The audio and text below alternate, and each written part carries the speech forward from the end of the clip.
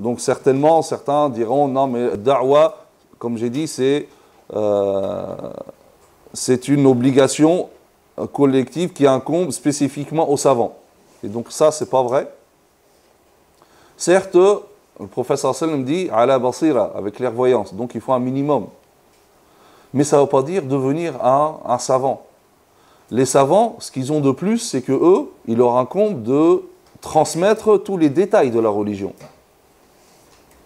Mais le savoir n'est pas quelque chose d'indivisible. Si tu connais une question, tu es savant dans cette question. On te demande de transmettre cette chose que tu connais. D'accord ? Il ne faut pas, comme certains croient, hein, il faut rester des... parfois, il y a des extrêmes par rapport à cela. Ceux qui disent, tu n'as pas besoin du tout de science, da'wa, comme ça. Et d'autres qui te disent, non, il faut t'instruire, te former d'abord, des années d'études, etc.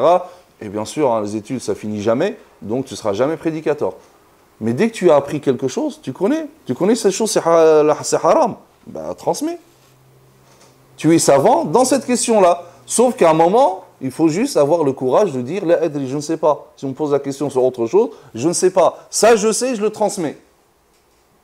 Donc ce n'est pas uniquement pour les savants, donc c'est pour tout le monde. Et chaque musulman, forcément, il connaît quelque chose de sa religion. Il transmet, donc en fonction de ses connaissances et en fonction de son niveau.